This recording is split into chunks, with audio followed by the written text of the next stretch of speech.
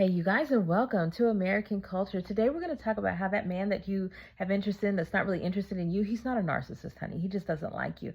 But first, I want to say, I make these little videos now when I'm on my little lunch break, and I've come to realize that I probably should bring some makeup with me. Now, you guys, a former version of me would have been like, no, I don't like my face. I'm not going to make the whole thing. But I'm, like I say, I transitioned to this new life of seeing, like, what is God really doing for me? What does he want me to see? And really, it's just that he's telling me that he wants me to be prepared all the time. He wants me to be ready and presenting the way that I want to present, which is the way that he wants me to present at all times, type of thing. So instead of like degrading myself and not pushing forward or doing, I just see what it is and keep it moving. With that being said, let's get back to this. So you guys, I'm going to have to read to you from this little script that I wrote about this, because what I wrote down was so profound. I knew that if I tried to like sit here and think about it, it wasn't going to work, and I'm not at home where I can have a little teleprompter, so bear with me. It says, he's not a narcissist, honey. He just doesn't like you. It says they aren't a narcissist, honey. They simply don't like you. And they act like it. You don't have to diagnose somebody with a disorder to avoid examining why you're not being treated like you're worthy. They're not crazy. They're not evil. They're not broken in some deeply mysterious ways. They just don't like you. And deep down, you knew that. You see, because if they don't like you, that means that you stayed when you should have walked. It means that you bent when you should have stood. It means that you poured into a cup that never asked to be filled.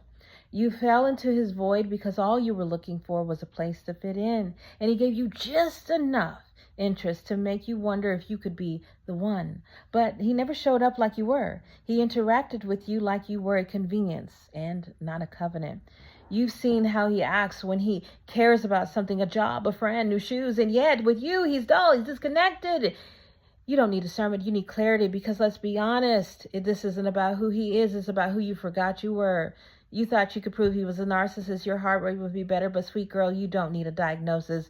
You need a deliverance. You became the plug, the space filler, the woman he calls when he's broke or in between blessings, and you know what I mean. And you didn't mean to do that, but when you run around looking for affection, any spark, it feels like a fire. But love, real love, doesn't confuse you. It covers you. It doesn't play hide and seek with your worth. It holds it open and open-handed, and nobody can take it away.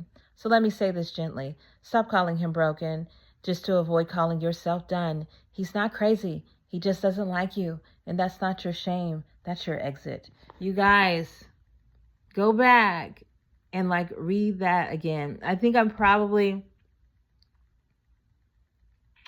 going to make like just a regular text one, reading that out for the people who can do that type of thing. But I'm putting myself on here visually just for my overcoming of the stigma of not feeling ready and just doing it. But that was just like a profound thing that hit me today. Like being able to, and I read this, off to a friend. She said, well, somebody who's in it is going to feel defensive. And yeah, I've been there. When you are in that way, you want to defend that life, but why are you defending a position you want so badly out of?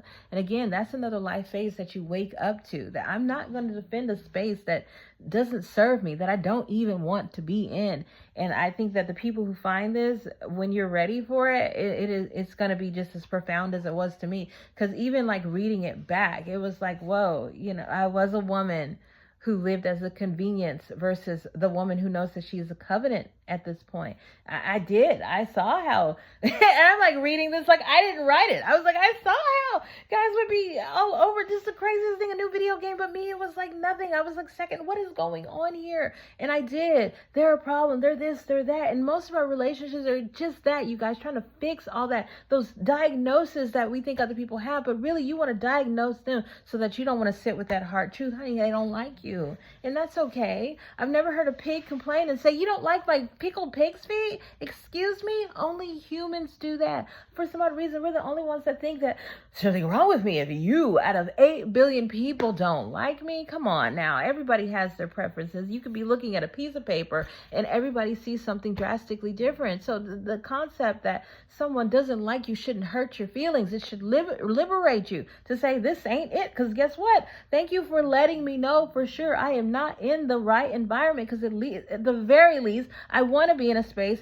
where I'm liked. And so instead of looking at the truth and seeing it as something that's harmful to you and trying to resist it, look at it and see it as something that is setting you free from a situation you don't even want to be in to begin with. So yeah, those who find this video, it's going to be profound, because like I said, it's profound for me. I'm talking fast, you guys, when it starts to make sense to me. But it was profound for me, and I'm the one who wrote it. And I'm like, whoa, look at my growth. And yeah, I hope that you're also at that point to where you can look back and be like, whoa, look at my growth. I am taking all the opportunities necessary in order to propel myself forward. I am no longer holding myself back. I am not giving energy to anybody else's faults but my own cracks, and I'm fixing them every single day. So yeah, today was a great day today, you guys. Today is day 24 of my new life.